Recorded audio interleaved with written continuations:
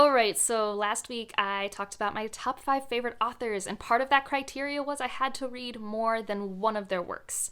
So a series for me counts as one work. The reason I had that criteria is just because, how do you know if something's just like a favorite story or if it's because of that author that that story's a favorite, if that makes sense? But the thing I do often is I'll read one thing by an author and they'll have a backlist and plenty of stuff for me to read, and I think I need to read more by them. This was really fun. And then I don't prioritize it, and then I'm kicking myself later because I should have. A more recent example is Karen Lord. I read Redemption in Indigo in May of last year, maybe June.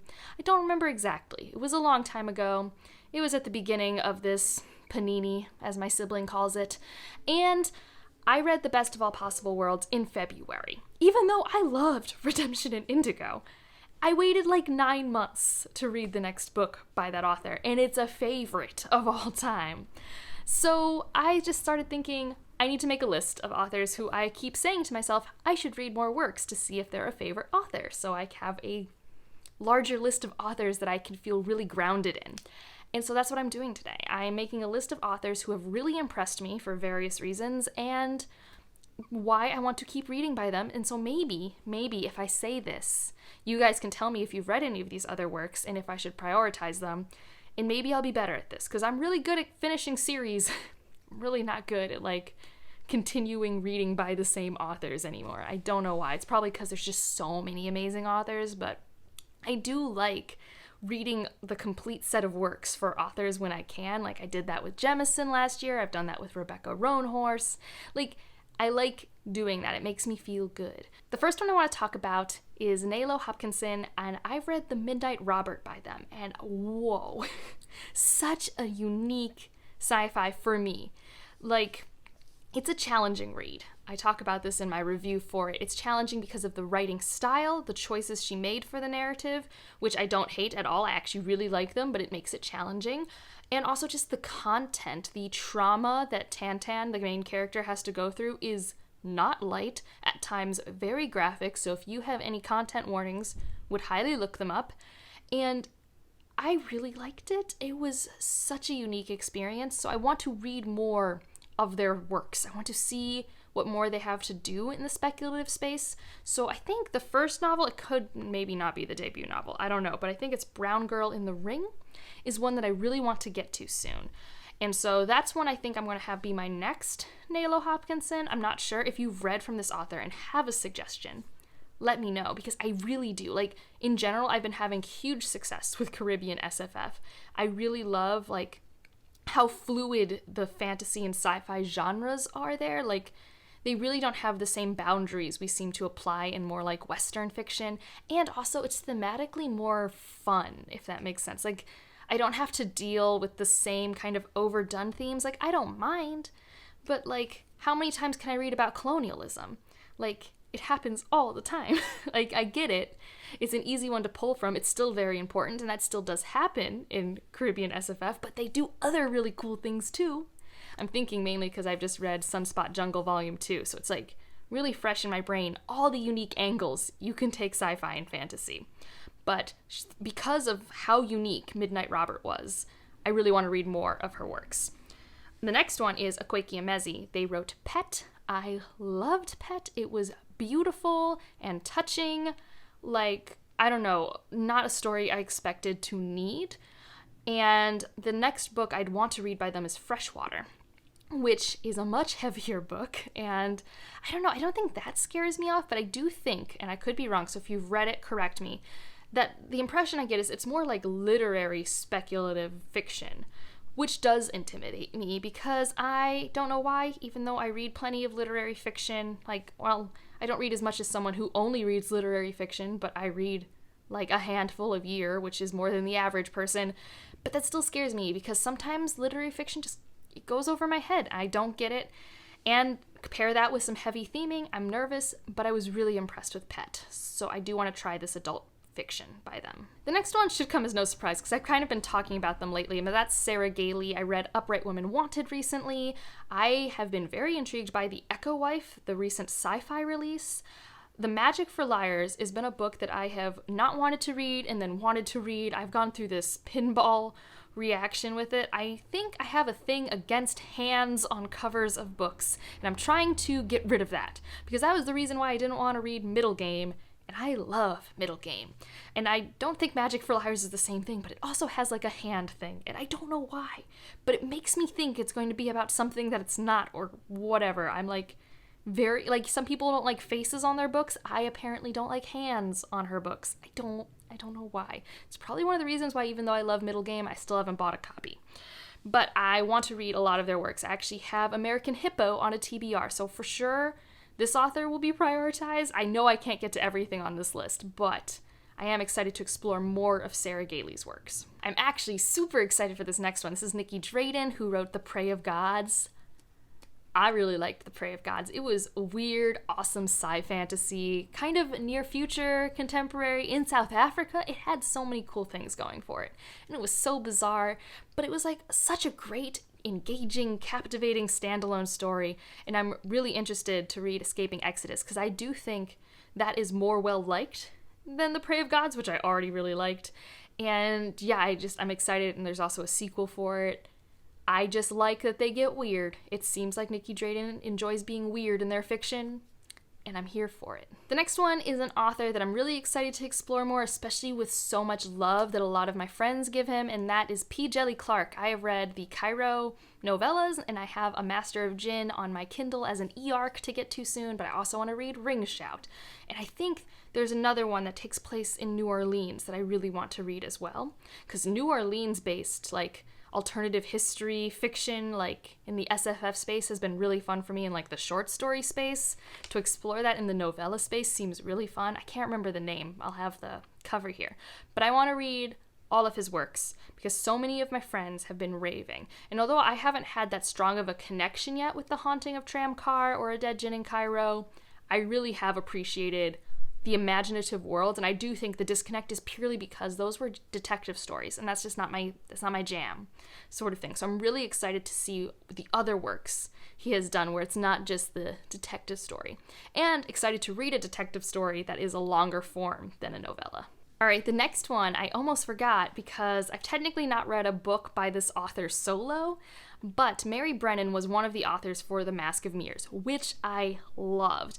And that's also an author who's written A Natural History of Dragons, which I have a copy of. I'm not going to show it because it's going to wash out the screen. You'll see an image here. And I have seen this book at my bookstores for years. And for some reason, again, it's the cover, I've never wanted to read it. I don't know why. It looked like too science-y. Like, it made my brain go, no, like, you're relaxing right now. But I now have a better sense that it is a little more character-driven, and I have a copy, and I really liked The Mask of Mirrors.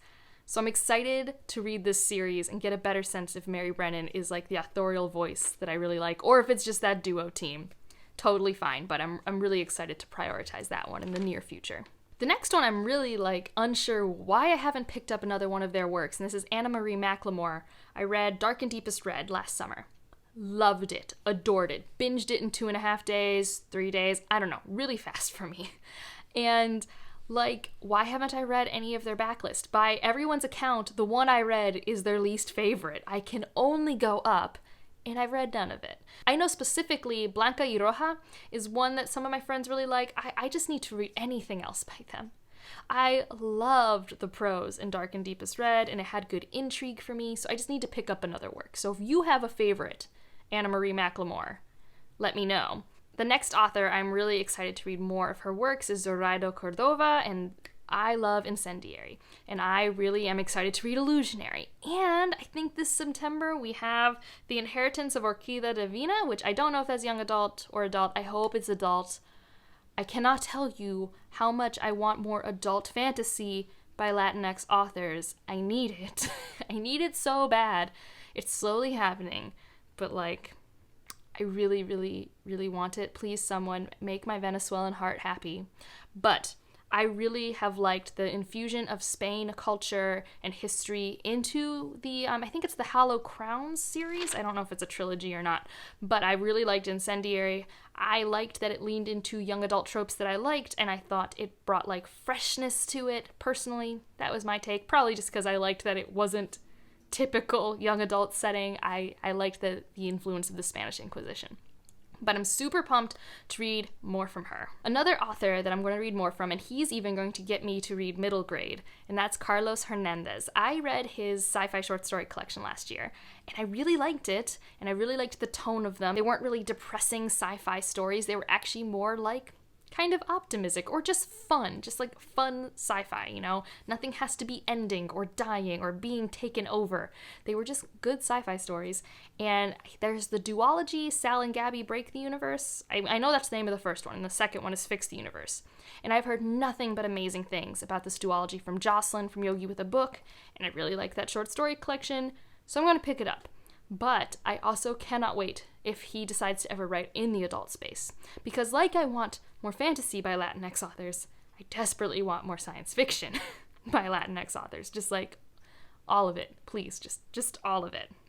And my last, I think, Latinx author on this list is Carmen Maria Machado, which I already have the second book on my shelf in the Dream House. I read Her Body and Other Parties, loved it. And I'm really excited to read this more like memoir, but it's like, I've looked at the book. It's not a traditional prose book, I don't think. So I'm really, really interested to see how this plays out. And I probably will read anything by her because, I don't know, her short story collection was very impressive to me. I really liked what she did in short form. So I'm really interested to see what she would do in maybe a novella space. I'd be nervous about a full novel just because, like, it seems like she really loves to be experimental in her narrative style, which is fun. But when you get past 200 pages, can be exhausting or a little bit too much. So I'd be curious if she could convince me otherwise. But she really impressed me when I read that short story collection last year. This next one's really surprising to me that I've literally made no progress. And this is Seanan McGuire. Seanan McGuire has a backlist so long. She has different author names. Like there's some under Mira Grant. There is urban fantasy. There's this novella young adult series. I don't think it's actually young adult, but it's the Wayward Children series that I do want to read. And I loved Middle Game. It stole my heart. I really loved the relationship that was written on that page. And I've been curious to read more Seanan McGuire to see if it was just this story really connected with me, or is this an author that I really liked? And I have done zero work there. And there are so many books to choose from, so many genres, so many age groups, and I've done nothing. So I really need to get on that, and I hope I will fix that soon. I mean, there's even like the spin-off book for Middle Game. I have not read that. Like, who am I? The next one I'll mention is actually not an SFF author, but it's someone who I've actually really liked in, I guess I'll say contemporary space. I don't know. The two books I've read are actually kind of weird. But this is Louise Erdrich. I have read La Rose, and I've read, The Future of the Living God. Yes.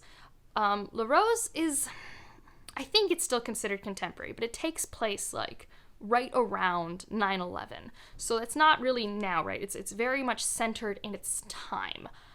And I really liked it. It's just the story of this family. It's kind of really looks at what it's like with reservation life versus American life, and when you are straddling that line, you know, the fluidity there and what can happen with these two families who suffer this trauma together, this grief. I really love that story. I want to reread it. I have it on my shelf to reread one day. And Future of the Living God didn't impress me as much, but it was still fun. It was a really weird dystopian. Like, very quiet and introspective, but also still gripping. I definitely didn't understand all of it. I'll actually, there's a review from someone I follow that I'll link down below, and I thought she talked about it really well. I read it a few years ago. But she's an author where, like, I know there's so many other works. Like, there's apparently 2 other works in the La Rose series. It's not really a series, and the Wikipedia it says it is, and I haven't read the other 2. Which come first?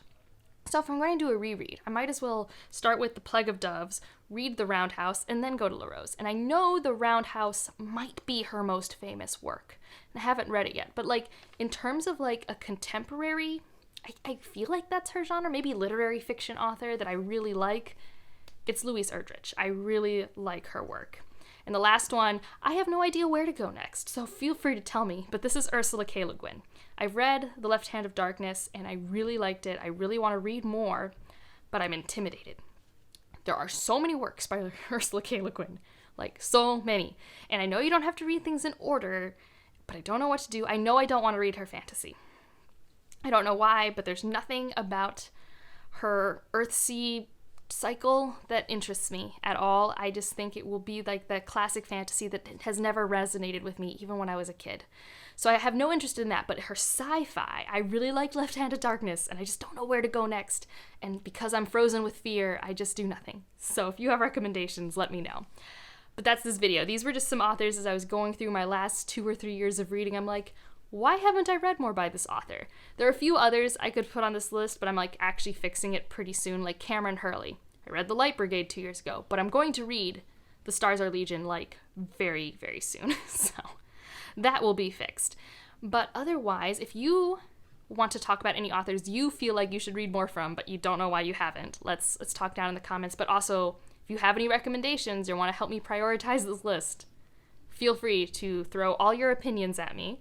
And for an emoji, I don't really know. Put like a stack of books. It's kind of basic. It's not very exciting, but yeah, stack of books is the emoji. And like if you liked it, subscribe if you want to, and I'll see you in the next one. Bye.